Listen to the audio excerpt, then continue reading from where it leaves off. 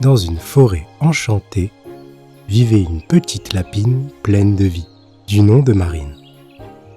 Tous les jours, elle s'amusait à écouter les mélodies joyeuses des oiseaux et le doux murmure du vent dans les arbres. Un jour, alors qu'elle se prélassait sous le soleil filtrant à travers les feuilles, elle entendit un concert fantastique. Quelle merveille! Comme j'aimerais participer à un concert moi aussi!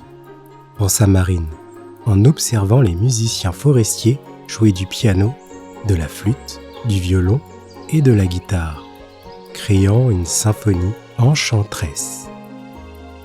Marine avait un rêve secret qui chatouillait son petit cœur. Elle voulait devenir une lapine musicienne et jouer de la musique pour tous les habitants de la forêt. Elle sautillait d'excitation à cette idée, mais un petit problème, non des moindres, se dressa devant elle. Marine ne savait jouer d'aucun instrument. Après avoir bien réfléchi, elle se rappela que son ami le hérisson, Léon, lui, savait jouer de plusieurs instruments et était familier avec le monde musical. Léon, connu pour être un très bon musicien et plein de sagesse, était justement en train de se promener. Marine, le regard brillant d'enthousiasme, se confia à lui, en lui parlant de son rêve musical. « Ne t'inquiète pas, Marine. Si tu veux vraiment apprendre à jouer d'un instrument, je suis là pour t'aider, » dit Léon, avec un sourire chaleureux. Léon suggéra à Marine de choisir un instrument qui résonnerait avec son cœur. Ils discutèrent longuement et finalement, ils décidèrent que la flûte serait parfaite pour la douce lapine. Marine était ravie de commencer son voyage musical avec l'aide de son précieux ami. Les jours passèrent, Marine et Léon se lancèrent dans leur aventure musicale. Léon, en enseignant à Marine comment tenir la flûte et souffler doucement, lui dit avec encouragement : « Rappelle-toi Marine, même les plus grands musiciens ont commencé par jouer des notes simples. La clé, c'est la pratique et la patience. » Les premières notes de Marine étaient un peu hésitantes, mais elle ne se découragea pas. La forêt devint sa salle de concert, et chaque arbre était son public bienveillant. Les oiseaux gazouillaient en signe d'approbation, et les feuilles applaudissaient doucement à chaque progrès. À mesure que Marine progressait dans son voyage musical, elle se retrouva confrontée à des défis inattendus. Les feuilles, d'habitude légères et dansantes, tombaient parfois malicieusement sur sa flûte, perturbant ses belles mélodies. Les ronces semblaient être un peu jalouses et essayaient de l'embêter. Mais devine quoi, rien de tout ça n'arrêtait Marine. Chaque obstacle était une leçon qui la rendait plus forte et plus déterminée. Les feuilles ne la décourageaient pas, au contraire, elles lui apprenaient à jouer avec le vent, à intégrer le murmure des feuilles dans sa mélodie. Les ronces ne faisaient que renforcer sa conviction, transformant ses notes en une symphonie d'espoir. Un jour, alors qu'elle se débattait avec des ronces un peu trop collantes, Léon, toujours là pour l'encourager, dit avec sagesse : « N'oublie pas Marine, même quand c'est un peu difficile, la musique peut être encore plus belle. Utilise ces moments spéciaux pour rendre ta musique unique. » Marine sourit, comprenant le sens de ces paroles. Elle commença à incorporer les défis dans sa musique, transformant les moments difficiles en mesures exceptionnelles de sa mélodie personnelle. Les feuilles jouaient maintenant en harmonie avec sa flûte, et les ronces formaient un accompagnement rythmique unique. Ainsi, Marine apprit à voir chaque obstacle comme une opportunité, chaque feuille et chaque ronce comme des partenaires dans son entraînement musical. La forêt enchantée résonnait de rires et de mélodies joyeuses, grâce à Marine, la lapine musicienne et ses amis farceurs. Le grand jour arriva enfin. Marine se sentait prête à montrer au monde son talent musical. La forêt se remplit de tous les habitants curieux, venus écouter le concert tant attendu. Marine, avec sa magnifique flûte, monta sur une petite scène faite de feuilles et de branches. Les premières notes de Marine emplirent l'air, et quelque chose de magique se produisit. Les oiseaux se joignirent à elle en chantant. Les arbres dansèrent doucement avec le vent, et même les rivières applaudirent en faisant de joyeux clapotis. Marine réalisait son rêve musical, et la forêt entière résonnait d'allégresse. À la fin du concert magique, Marine remercia Léon pour son soutien. Elle réalisa que son rêve était devenu réalité grâce à la persévérance et à l'amitié. Merci Léon, tu as été le meilleur professeur et ami. J'ai appris que quand on croit en soi et qu'on persévère, même les rêves les plus fous peuvent devenir une belle mélodie dans nos vies, dit Marine en serrant Léon dans ses bras.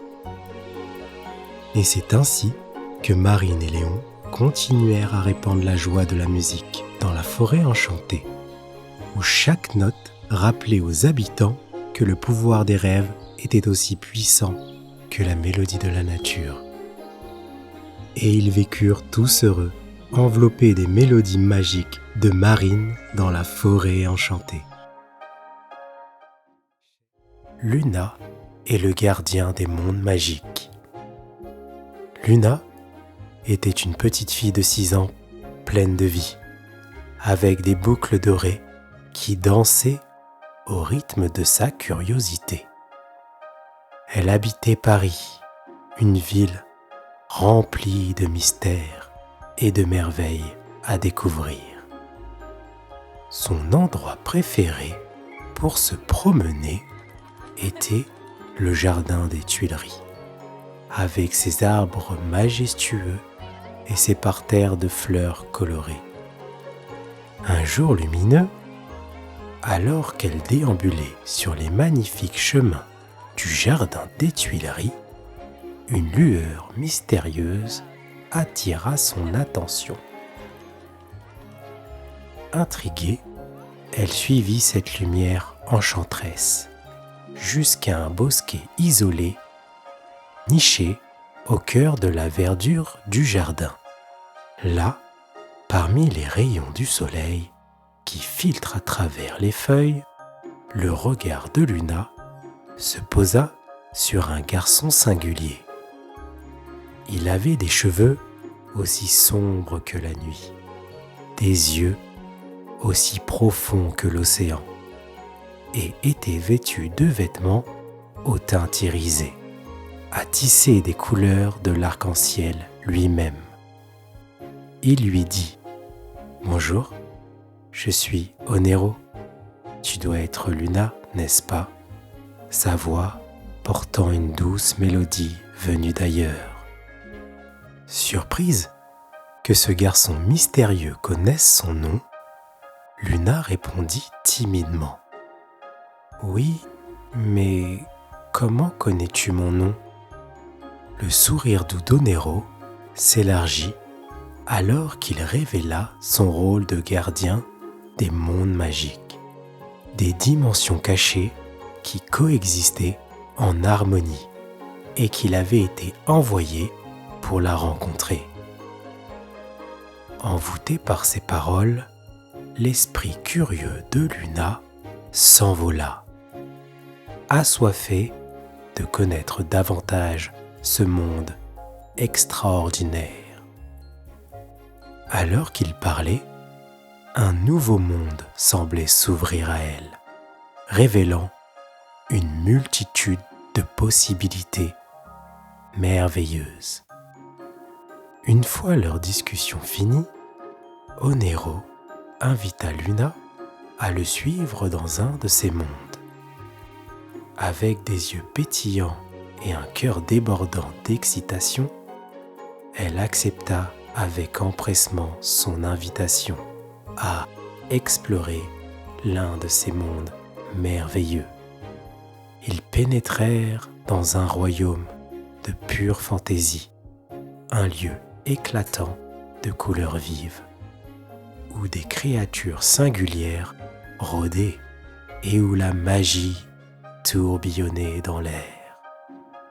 Les sens de Luna furent submergés alors qu'elle observait des fées virevoltant gracieusement autour d'elle, des licornes galopant à travers de luxuriants prés verdoyants et des arbres semblant converser entre eux. C'était comme si elle avait été transportée vers un univers totalement différent, un lieu où chaque recoin débordait d'émerveillement. Soudain, un bruit étrange rompit la symphonie envoûtante de ce royaume magique. C'était Sylve, une elfe mystique dédiée à la protection de la nature. Avec une grâce élégante, elle s'approcha de Luna et d'Onero, offrant un salut courtois tout en s'enquérant de leur arrivée inattendue. Onero expliqua gentiment qu'il avait emmené Luna pour lui faire découvrir les merveilles des royaumes magiques. Sylve lui adressa un chaleureux accueil, sa voix portant la sagesse des bois anciens, et leur expliqua qu'ils étaient invités à participer à une célébration magique qui allait avoir bientôt lieu. Le visage de Luna s'illumina de joie à la perspective de ce qui l'attendait, son cœur dansant d'anticipation pour cet événement exceptionnel.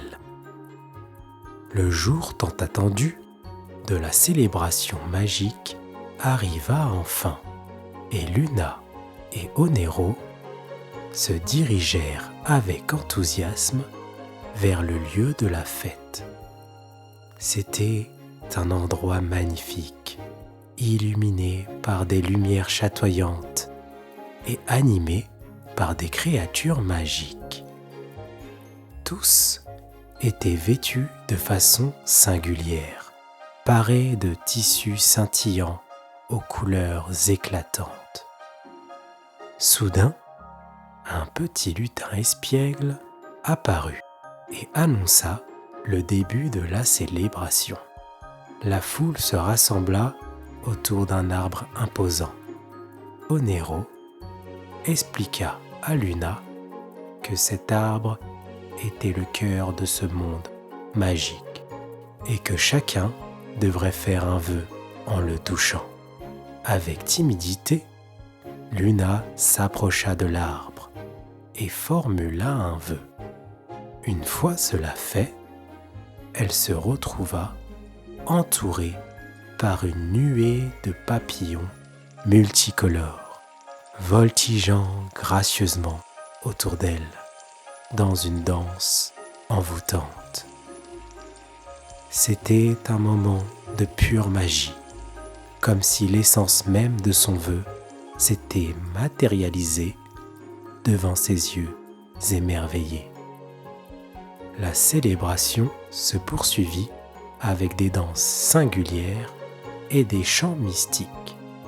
Onero expliqua que ces rituels faisaient partie intégrante des traditions magiques et que tout le monde était invité à y participer.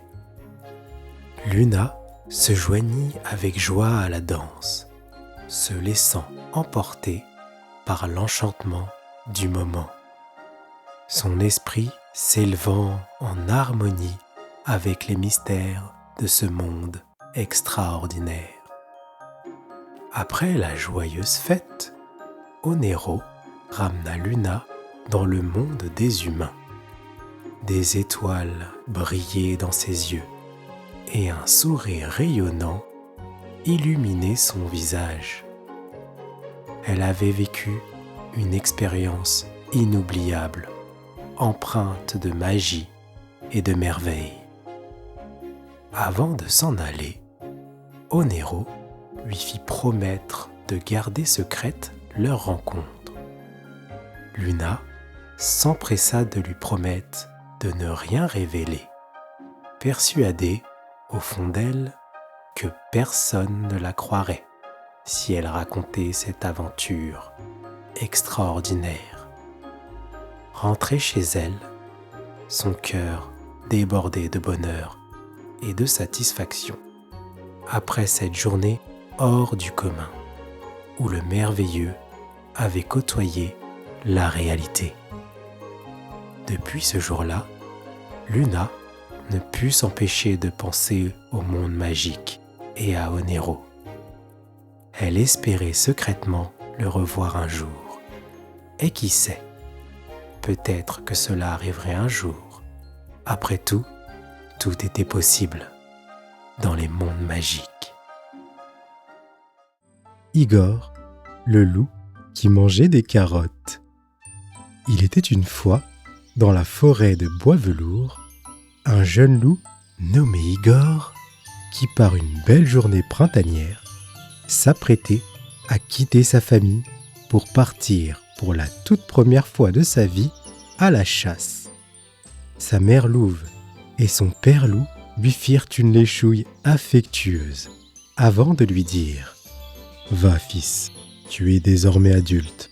Nous sommes fiers de toi et savons que tu sauras chasser le gibier pour te nourrir. » Au revoir, papa loup.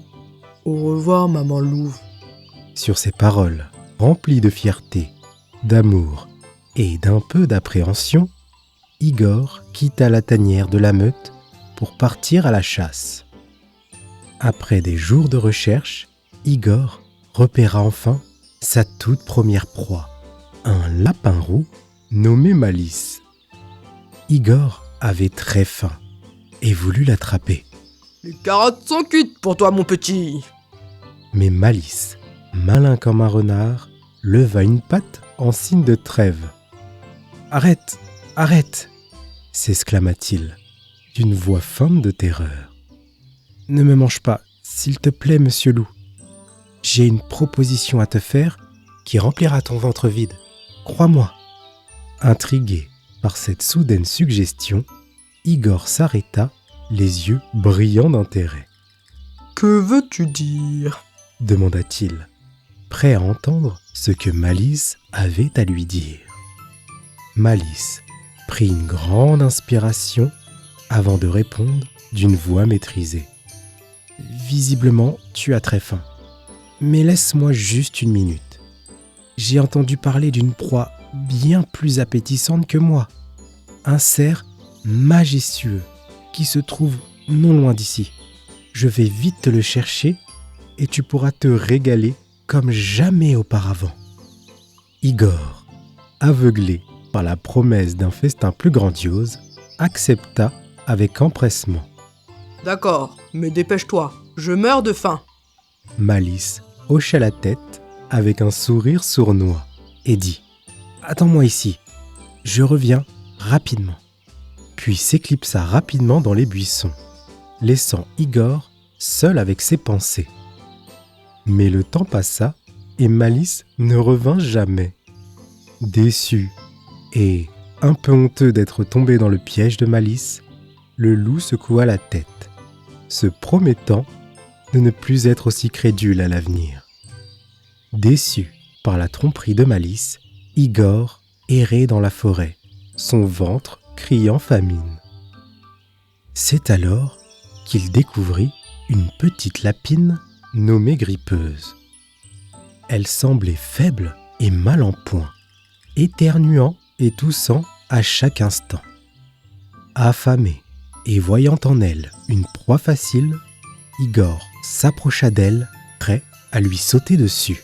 « Bonjour, lapine, tu as l'air bien malade. » grogna-t-il d'une voix rauque. Grippeuse, feignant une faiblesse accrue, leva péniblement la tête pour le regarder. Sa voix était tremblante, mais pleine d'avertissement. Oui, je suis très malade, monsieur Loup. murmura-t-elle. Je suis atteinte de la maladie du rhume lapiné. Une maladie si grave que même les plus grands et les plus forts peuvent succomber à ses terribles effets. Si tu me touches, tu risques de l'attraper. Cela pourrait te transformer en loup éternuant et toussant, incapable de chasser et mourant lentement de faim. Igor, surpris par cette description terrifiante, sentit une bouffée de panique monter en lui. L'idée de devenir un loup malade et faible le terrifiait au plus haut point. « Mourir ? Répéta-t-il, les oreilles dressées. Je ne veux pas mourir. Peut-être que je devrais te laisser tranquille, juste au cas où. » Grippeuse, voyant qu'elle avait atteint son objectif, inclina faiblement la tête, cachant un sourire triomphant sous son apparence maladive. Elle laissa Igor s'éloigner et s'enfuit rapidement. Igor erra dans la forêt pendant des jours, à la recherche d'un animal à se mettre sous la dent, mais rien. Il était affamé quand soudain il l'aperçut, là, juste en face de lui, une petite queue blanche, puis de grandes oreilles. Un lapin. Fini les jours de faim. À moi le festin. Comme il a l'air tendre et goûtu, se dit Igor, se léchant les babines. Mais comment s'y prendre pour pouvoir piéger ces belles petites cuisses de lapin entre ses grandes dents? Igor prit son courage et bondit devant le lapin en hurlant. « Ah, oh les mains, peau de lapin. Je vais faire de toi mon dîner. » Igor ouvrit grand sa bouche et s'apprêtait à croquer le petit lapin blanc, lorsque celui-ci le regarda droit dans les yeux et lui dit avec aplomb, d'un air impassible: « Stop! Oh là là, monsieur Loup, on ne t'a pas dit ?» « Pas dit quoi ?» répondit Igor bêtement, tout à coup stoppé dans son action. Il en oublia de croquer le lapin. « Eh bien, manger du lapin ou d'autres animaux, cela ne se fait plus. » « Ah bon ?» Oui, maintenant la mode est aux légumes, aux fruits, aux baies et aux autres éléments que nous prodigue la nature. Des légumes. Berk, mais quelle idée! Laisse-moi plutôt croquer une de tes belles petites cuisses. Je meurs de faim. Non, parole de lapin, tu ne le regretteras pas. Profitant d'un moment de déconcentration du loup, le lapin, tac au tac, de son petit nom, en profita pour lui enfourner une belle carotte dans la bouche. Igor, surpris, faillit s'étouffer avec, puis finit par la mâcher. C'est vrai, il avait tellement faim, ça ne pouvait pas faire de mal après tout de goûter. Quand soudain, ses yeux s'illuminèrent. Cette saveur sucrée et croquante sous la dent, c'est délicieux. Le visage d'Igor, qui jusque-là semblait féroce et crispé, se détendit petit à petit et laissa place à un grand sourire béat. Que m'as-tu donné? C'est exquis. Où puis-je en trouver? Tu vois, mon ami, ceci est une carotte. Une carotte? Oui, allez, suis-moi. Je vais te montrer où en ramasser. Mais seulement si tu me promets de ne plus jamais chasser le lapin. Promis, juré, craché. Sur ces paroles, Tac au Tac fit découvrir à Igor les potagers où il pourrait désormais chasser la carotte. Igor, le loup qui aimait manger des carottes, devint ami avec d'autres lapins et se dit qu'au final, ce n'est pas si mal de ne pas les manger. Au fil des jours, à force de manger des carottes, il devint de plus en plus doux et aimable. Et une mystérieuse transformation physique se produisit chez lui. Tu ne devineras jamais laquelle. Les poils de son derrière et sa queue devinrent roses. Oui, tu as bien entendu. Igor a les fesses roses. Donc, cher petit lecteur, si un jour tu te balades en forêt et que par hasard tu aperçois un loup au derrière tout rose, n'aie pas peur, c'est Igor, le loup, qui aime manger des carottes. Léo, le lionceau. Dans les vastes étendues de la savane africaine, là où les brins d'herbe dansaient sous la caresse du vent, vivait un jeune lionceau nommé Léo. Depuis son plus jeune âge, il était fasciné par le monde. Ses yeux étincelants capturant chaque détail de la nature qui l'entourait. Un matin, alors que les premiers rayons du soleil inondaient la savane d'une lumière dorée, Léo se réveilla avec un sentiment d'excitation palpitant dans son cœur. Il se leva de son lit de feuilles fraîches et secoua sa crinière avec énergie. Aujourd'hui, il était déterminé à explorer les secrets de la nature et à apprendre les voies de la jungle. Sa mère, la sage reine Azura, l'observa avec bienveillance, alors qu'il se préparait à partir à l'aventure. « Où vas-tu, mon petit Léo ?» demanda-t-elle, son regard empreint de curiosité. Le lionceau leva son museau vers le ciel bleu, ses yeux pétillants d'excitation. « Je veux découvrir le monde, maman, » répondit-il avec enthousiasme. « Je veux apprendre à rugir comme papa et à courir comme le vent.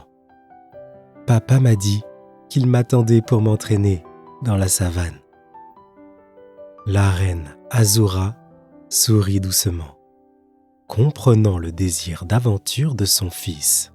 « Alors vas-y, mon cher Léo, » dit-elle, « mais n'oublie jamais d'être prudent et de suivre ton instinct. » Avec un joyeux rugissement, Léo se mit en route vers l'aventure, ses pattes agiles le guidant à travers les sentiers de la jungle.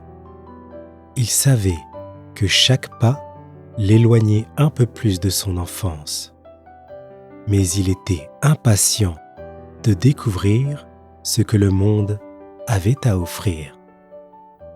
Ainsi, le jeune lionceau commença son voyage vers la découverte et l'apprentissage.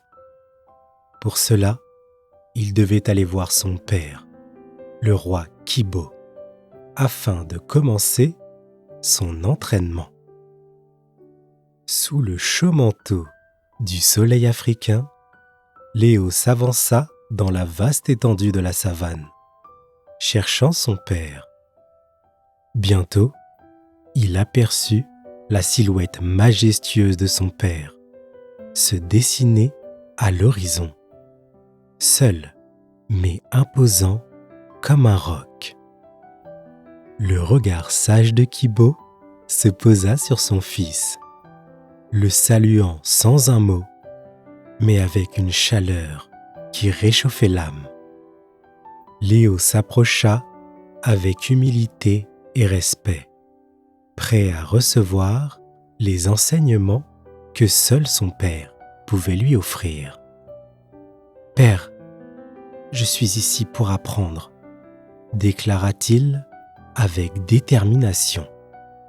Kibo acquiesça, sa voix résonnant comme un murmure de la savane. « Alors approche, mon fils. La savane est notre plus grand maître.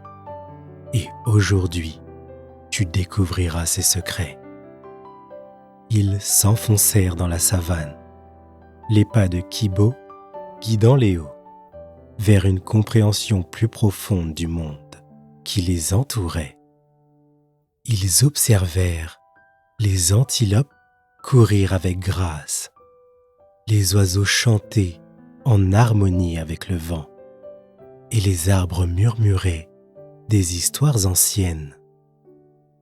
La sagesse de la savane ne réside pas seulement dans ses habitants, mais dans chaque souffle de vent, chaque rayon de soleil, chaque brin d'herbe, expliqua Kibo, sa voix empreinte de poésie. Mon fils, apprends à écouter, à sentir, à ressentir. C'est ainsi que tu comprendras le véritable langage de la nature. Léo écoutait avec attention, chaque mot de son père faisant écho en lui, comme une mélodie envoûtante. Il se sentait connecté à chaque battement de cœur de la savane, à chaque frémissement de vie qui l'entourait. Après des heures d'enseignement, le soleil brillait haut dans le ciel, illuminant la savane de sa lumière éclatante. Kibo posa doucement une patte sur l'épaule de son fils. « Il fait chaud, Léo, » dit-il avec tendresse. « Va te désaltérer à la rivière et médite sur ce que tu as appris aujourd'hui.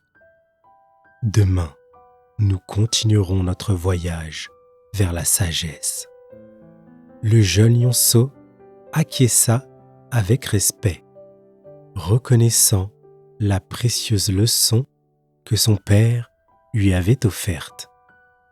Il se dirigea vers la rivière, ses pas empreints de gratitude et de réflexion. Là, il se désaltéra avec délice, sentant le rafraîchissement de l'eau l'apaiser et le revigorer. Alors qu'il humait l'air frais et écoutait le murmure apaisant de l'eau, il entendit soudain un léger sanglot. Intrigué, il s'approcha doucement et reconnut son ami Zuri, un jeune éléphanteau, assis seul, les larmes coulant sur ses joues. « Pourquoi es-tu si triste, Zuri ?» demanda Léo.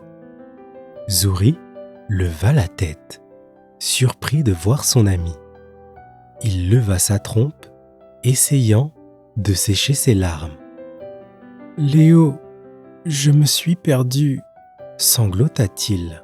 « Je voulais juste explorer un peu la savane, mais maintenant, je ne sais plus comment rentrer chez moi. » Léo posa doucement sa patte sur l'épaule du petit éléphant, essayant de le réconforter. « Ne t'inquiète pas, Zuri, je vais t'aider à retrouver ton chemin et ta famille, » dit-il avec assurance. Avec un sourire timide, Zuri accepta l'aide de Léo et se leva pour le suivre. Ils se mirent en route, explorant ensemble la savane, cherchant des repères familiers pour guider Zuri vers son troupeau. Léo se souvenait des enseignements de son père sur la patience et l'observation, et il les appliquait maintenant pour aider son ami. Alors qu'ils avançaient à travers les bosquets d'arbres et les étendues herbeuses, Léo et Zuri étaient émerveillés par la beauté sauvage qui les entourait. Ils croisèrent des troupeaux d'antilopes gracieuses, des trouées où les rayons du soleil caressaient la terre d'une lumière dorée, des arbres centenaires qui semblaient raconter des histoires de temps immémoriaux. Soudain, au détour d'un chemin, Léo et Zuri tombèrent sur un lieu extraordinaire. Une clairière cachée, baignée de lumière dorée, où de magnifiques fleurs sauvages dansaient avec grâce au gré du vent. Les couleurs éclatantes et les parfums enivrants remplissaient l'air, créant une ambiance enchanteresse. « Regarde, Zuri, c'est magnifique !» s'exclama Léo, ébloui par la beauté de l'endroit. Zuri sourit, ses yeux brillants d'émerveillement. « C'est comme un rêve », murmura-t-il, se laissant emporter par la magie de la clairière.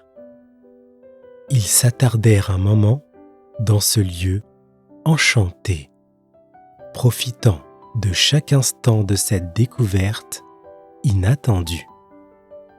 Mais bientôt, ils se rappelèrent leur mission et reprirent leur chemin à la recherche de la famille de Zuri. Finalement, après une longue marche, ils finirent par retrouver le troupeau d'éléphants, réunissant ainsi Zuri avec sa famille. « Merci Léo, tu es un véritable ami », dit l'éléphanteau, ses yeux brillants de gratitude. Le lionceau sourit, fier d'avoir pu aider son ami. « C'est ce que font les amis, Zuri.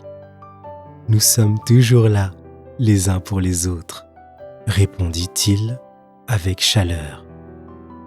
Les éléphants accueillirent Léo avec des trompettes de joie et de reconnaissance. Ils offrirent à Léo leur amitié éternelle et lui promirent leur protection à jamais.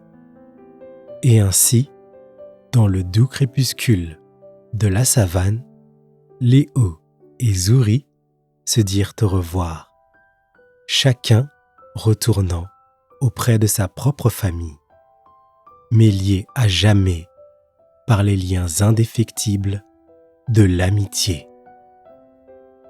De retour à la maison, Léo partagea son aventure avec sa famille. Le roi Kibo et la reine Azura sourirent avec fierté en entendant son récit. « Tu as un cœur noble, mon fils, » dit le roi, posant sa patte sur l'épaule de son enfant. Sa mère rajouta : « Mon petit Léo, que ta lumière continue de briller et d'illuminer le monde qui t'entoure. » Alors que la lune se levait dans le ciel, Léo regarda les étoiles scintiller avec émerveillement. Il savait que peu importe où le vent le mènerait, il emporterait avec lui les souvenirs de cette aventure vécue dans la savane pour toujours. Rex, le chien détective. C'était une journée ensoleillée à St. James Park, où Rex, un chien au flair infaillible et célèbre détective parmi les animaux, accompagnait sa jeune maîtresse, Mia, âgée de 3 ans, ainsi que ses parents. Ils profitaient tous d'une agréable journée en famille lorsque soudain Mia se mit à pleurer. Ses parents se précipitèrent pour la réconforter. « Qu'est-ce qui ne va pas, Mia ?» demanda sa mère, inquiète. « J'ai perdu mon doudou !» sanglota Mia, en cherchant partout autour d'elle. Rex, qui était couché près de Mia, leva la tête et fixa sa jeune maîtresse avec compassion. Il savait à quel point le doudou était important pour la jeune fille. Il décida sur le champ d'intervenir et se dit à lui-même : « il est temps de mener l'enquête. Parole de détective, je retrouverai le doudou de Mia. » Rex, rempli de détermination, se mit en quête de l'objet disparu, à la recherche de premiers indices. Tout à coup, une idée lumineuse jaillit dans l'esprit du chien. Il savait exactement vers qui se tourner pour obtenir des informations précieuses.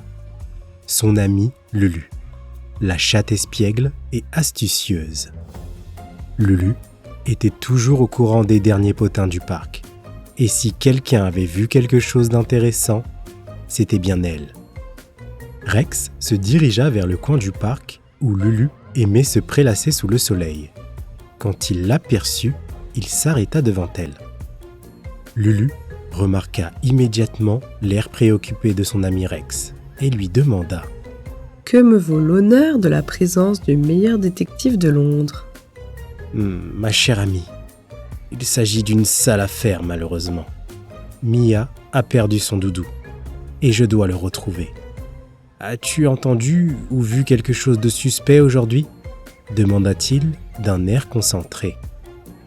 Lulu hocha la tête sur le côté, ses yeux verts pétillants d'intelligence. Eh bien, Rex, vois-tu, ce matin, pendant que je faisais ma toilette dans le coin des buissons, près de l'aire de jeu, Percival le pigeon est venu me raconter quelque chose d'intéressant. Il m'a dit avoir aperçu Billy le lapin en train de fouiner dans le parc. Rex écarquilla les yeux, étonné. Billy le lapin, ce chapardeur. Mais bien sûr, il a déjà été pris à plusieurs reprises en train de voler des carottes dans le potager du parc. Il est célèbre pour ses farces et ses larcins. Exactement, confirma Lulu, en hochant la tête. Il pourrait être utile de lui poser quelques questions, qui sait ? Tu apprendras peut-être quelque chose d'intéressant. Rex remercia Lulu pour cette information précieuse qui lui fit penser que Billy était un suspect potentiel dans la disparition du doudou de Mia. Mais le chien ne faisait jamais de conclusion hâtive sans avoir toutes les preuves nécessaires à son enquête. Il se hâta vers le potager où il savait que Billy aimait se cacher. Finalement, il le trouva en train de grignoter une carotte derrière un buisson. Eh bien, si ce n'est pas Billy, le chapardeur en personne, toujours à traîner dans les parages, dit Rex d'un ton taquin. Billy leva les yeux de sa carotte, arquant un sourcil. Oh, Rex, le célèbre détective. À quoi dois-je le déplaisir de ta visite aujourd'hui ? J'ai entendu dire que tu étais dans le coin ce matin. Que faisais-tu exactement ? Billy haussa les épaules. Tu sais bien, les activités habituelles. Voler des carottes, semer la pagaille. Oh, et j'ai fait un petit tour à l'hôpital pour une indigestion de carottes. Une indigestion de carottes ? Vraiment ? Tu ne te lasses jamais de ces légumes, hein ? Billy secoua la tête avec un sourire en coin. Que veux-tu, Rex ? On a tous nos faiblesses. Le lapin sortit son certificat médical en guise de preuve. Rex le regarda attentivement et s'aperçut de l'heure inscrite sur le document. Cela correspondait à peu près à l'heure de la disparition du doudou et venait innocenter le lapin qui ne pouvait pas se trouver à deux endroits au même moment. Après avoir quitté Billy, Rex réfléchit à ce qu'il venait d'apprendre. Il se rappela alors que Lulu avait mentionné avoir obtenu la première information de Percival le pigeon. Peut-être avait-il vu autre chose d'intéressant qui pourrait aider le chien détective. Rex décida de se rendre à l'aire de jeu où Percival avait l'habitude d'aller, espérant trouver de nouveaux indices. Il repéra bientôt le pigeon perché sur une branche basse, observant le parc d'un air pensif. « Percival, j'ai besoin de ton aide », appela Rex en s'approchant. Percival tourna la tête et regarda le chien avec curiosité. « Ah, Rex, que puis-je faire pour toi ?» Rex expliqua rapidement la situation concernant le doudou disparu de Mia et demanda à Percival s'il avait vu quelque chose d'inhabituel ce matin. Percival inclina la tête, se remémorant. « Eh bien, maintenant que tu en parles, il y avait quelque chose d'étrange ce matin. J'ai vu Mia jouer avec son doudou près de l'aire de jeu, mais ensuite j'ai remarqué un écureuil qui semblait s'intéresser de près à l'objet. » Rex fronça les sourcils. « Un écureuil. Intéressant. As-tu vu où il est allé ensuite ? Percival battit des ailes avec réflexion. Eh bien, il a filé vers le kiosque à musique, il me semble. Mais je ne l'ai plus vu après ça. Merci Percival, tu as été d'une grande aide. Je vais poursuivre mes recherches dans cette direction. Arrivé au kiosque à musique, Rex trouva des empreintes de pattes menant vers les buissons. Il flaira l'air avec son nez aiguisé et déclara : « Nous avons un suspect. Je sens l'odeur d'un écureuil, mais également de ma maîtresse Mia. » Il suivit les empreintes jusqu'à un arbre, où il trouva un écureuil nommé Noisette, en train de jouer avec le doudou. Rex lui dit : « Hé l'écureuil, attrapez la main dans le sac. »« Oh, petit fripon, que fais-tu avec le doudou de ma maîtresse ?» Noisette sursauta en voyant Rex. « Oh mince, je suis désolé. Je ne voulais faire aucun mal. J'ai pensé que le doudou ferait un bon nid douillet pour mes bébés écureuils. » Le chien se calma. Avec gentillesse, il lui expliqua l'importance du doudou pour sa jeune maîtresse Mia. Noisette, réalisant son erreur, offrit de rendre le doudou immédiatement. Peu après, Rex ramena le doudou à Mia, qui sauta de joie en le voyant, et le serra fort dans ses bras. « Merci beaucoup, Rex, » dit la jeune fille. Rex sourit, fier d'avoir retrouvé le doudou de Mia et de lui avoir rendu le sourire. Ainsi s'acheva l'affaire du doudou disparu. Et ce fut une enquête résolue de plus pour Rex, le meilleur chien détective de Londres. Ryu, le hibou curieux. Dans la paisible forêt d'émeraude, Ryu, un hibou curieux et opiniâtre, passait le plus clair de son temps en exploration, afin d'en connaître chaque recoin. Un jour, alors qu'il volait entre les arbres, il aperçut un éclat doré près d'une vieille souche. Intrigué, il s'approcha et découvrit un mystérieux livre ancien. « Oh, qu'est-ce que c'est que ça ?» s'exclama Ryu, en battant des ailes d'excitation. Il prit le livre avec précaution et s'envola vers le nid de Juliette, sa meilleure amie chouette. « Juliette, regarde ce que j'ai trouvé, un livre ancien qui brille comme une étoile d'or, » dit Ryu avec enthousiasme. Juliette leva les yeux de son tricot de plumes et ulula de curiosité. Tout cela semble intéressant. Intrigués par les secrets que pouvait renfermer l'ouvrage, les deux amis décidèrent de s'atteler à en percer les mystères. Lorsqu'ils ouvrirent le livre ancien, des symboles s'étalèrent sur les pages comme des étoiles sur la voûte céleste. Les amis plissèrent les yeux, captivés par la beauté et la complexité de ces inscriptions anciennes. Chaque symbole semblait raconter une histoire oubliée depuis longtemps. Soudain, une énigme apparut. Pour trouver le trésor, rendez-vous là où les eaux tombent en chantant et l'argent se reflète. Vous y trouverez une merveille éclatante aux 1000 couleurs qu'il faudra attraper. Après réflexion, Ryu dit : « Les eaux qui tombent en chantant doivent être une cascade, je pense. » Juliette, comprenant la suite de l'indice, ajouta : « Mais oui, tu as raison. Et si on y ajoute le reflet d'argent, alors nous devons nous rendre à la cascade d'argent. » Les yeux de Ryu et Juliette pétillaient de détermination. Un sourire complice se dessina sur le visage des deux amis, alors qu'ils se dirigeaient vers leur prochaine destination. Arrivés à la cascade d'argent, Ryu et Juliette furent émerveillés par la vue. Un arc-en-ciel lumineux semblait danser au rythme du murmure de l'eau. « C'est magnifique! Cela doit être la merveille éclatante aux 1000 couleurs, Juliette. Mais comment l'attraper ?» se demanda Ryu, admirant les teintes éclatantes de l'arc-en-ciel.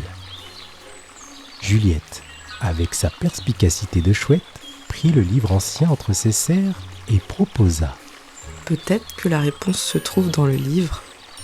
Les pages du livre révélèrent une formule permettant d'attraper l'arc-en-ciel. Les amis suivirent les instructions, murmurant les mots magiques avec précaution. À leur grande surprise, l'arc-en-ciel semblait se plier à leur volonté, se transformant en une clé étincelante entre les serres de Ryu. Nous avons réussi! Regarde, cette clé est magnifique! S'exclama Juliette avec joie. Ryu sourit, enchanté par le résultat de leur quête. La clé vibrait et semblait vouloir les guider vers un autre lieu. Les amis décidèrent de la suivre. La clé les guida vers un vieux portail. Ryu inséra la clé magique dans la serrure et le portail s'ouvrit sur un merveilleux jardin. Des fleurs éclatantes et des arbres dansaient doucement. Une voix mystérieuse prononça une autre énigme. Trouvez le rire cristallin du jardin enchanté, là où les fleurs rêvent éveillées. Une autre énigme. Cherchons ce rire parmi les fleurs. Regardons attentivement. Il doit bien y avoir quelque chose ici. Les amis cherchèrent parmi les fleurs parfumées jusqu'à ce qu'ils découvrent une fée qui riait doucement. Elle les salua joyeusement et expliqua qu'elle était la gardienne du rire cristallin. Bienvenue, voyageurs. Vous avez trouvé le rire cristallin du jardin enchanté. Pour obtenir son rire, il devait partager une blague qui ferait rigoler toutes les créatures du jardin. Ryu raconta une blague et le jardin tout entier éclata de rire cristallin. C'était rigolo. Félicitations. Vous avez gagné le rire cristallin du jardin. En remerciement de votre joyeuse visite, voici une plume enchantée. Elle vous guidera pour la suite, jeunes voyageurs. Après un petit moment, Ryu et Juliette, porteurs de la plume enchantée, se tenaient devant l'arbre centenaire au cœur du jardin. Une inscription lumineuse apparut sur son écorce ancestrale.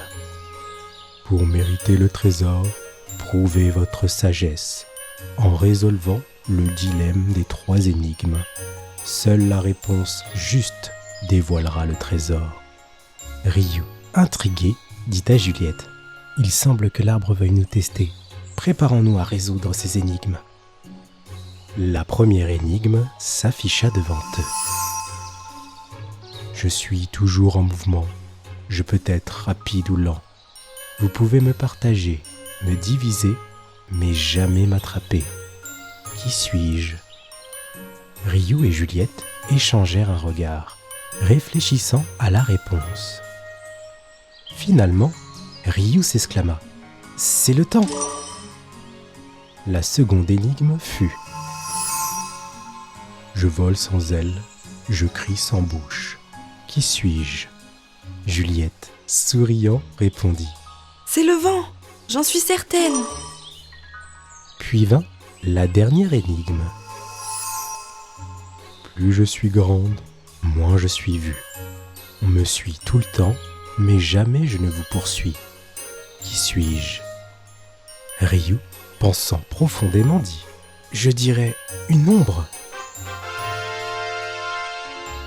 Soudain, une lumière étincelante enveloppa l'arbre centenaire, et devant eux apparut une fontaine magique qui émettait une lumière douce et apaisante.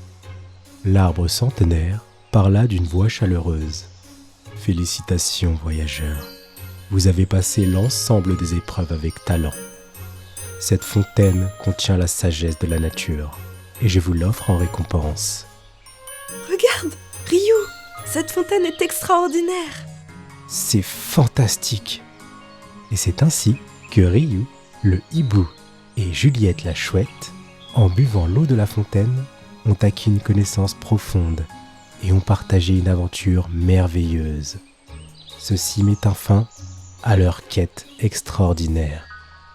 Et c'est pourquoi les enfants, dans de nombreuses cultures, la chouette et le hibou sont des symboles de sagesse et de connaissance.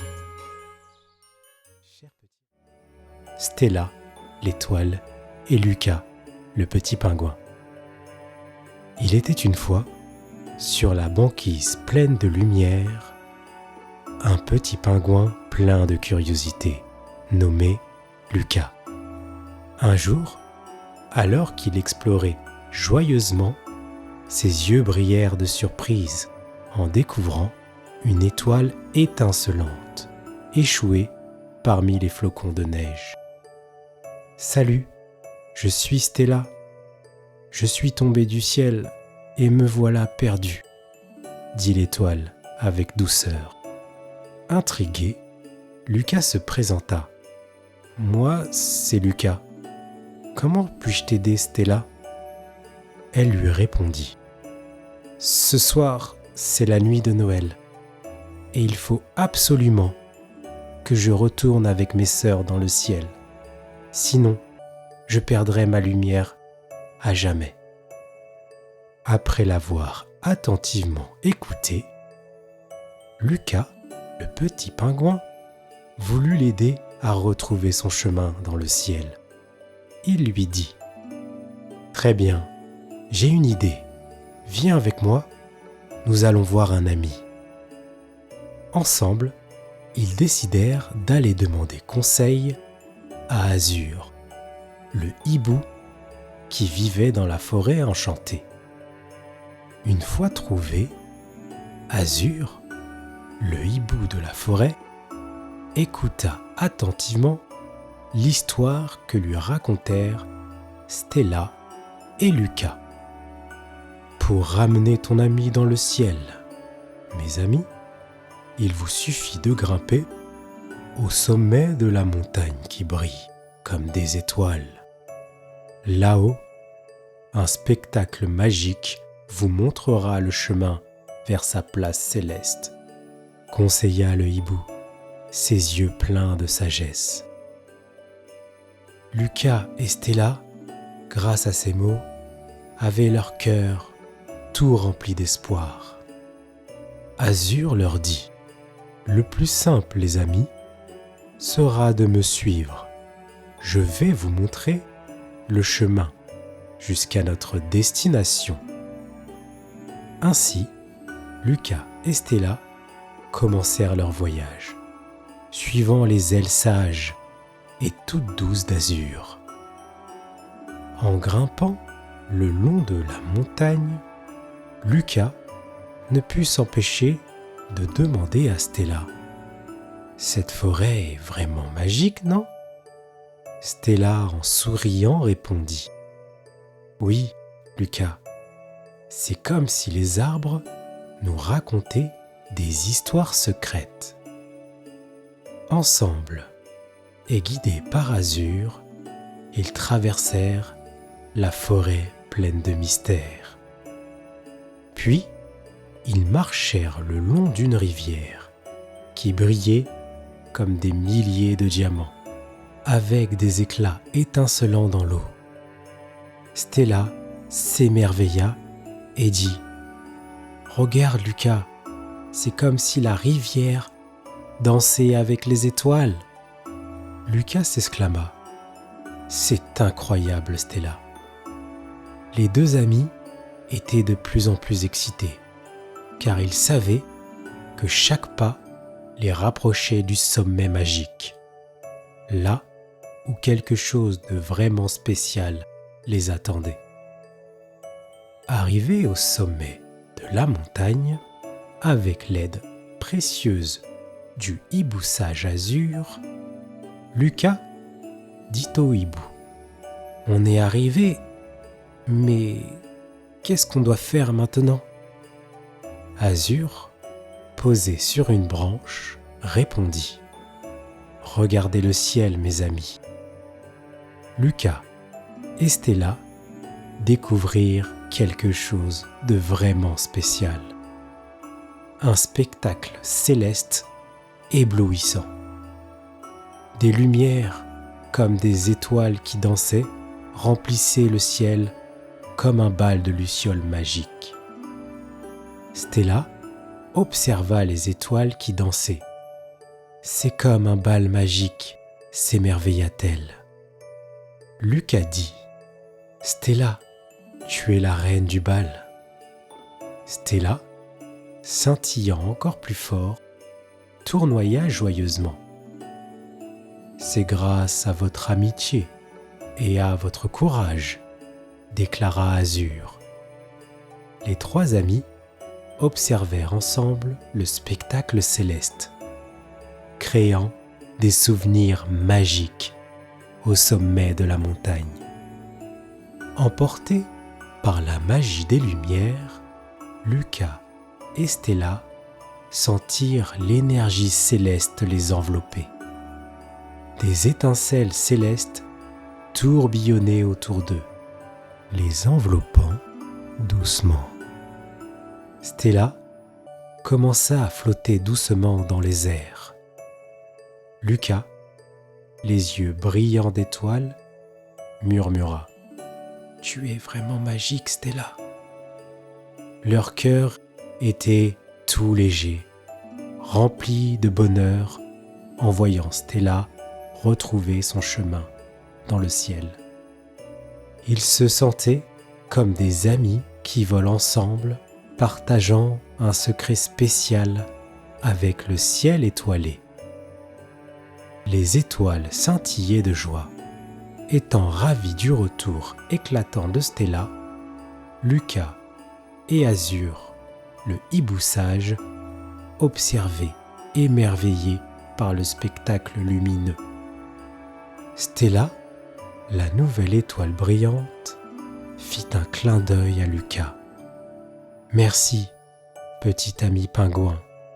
N'oublie jamais notre aventure lumineuse. » Une mélodie céleste dans sa voix. Soudain, elle devint une étoile filante, traçant un éclat lumineux dans le ciel.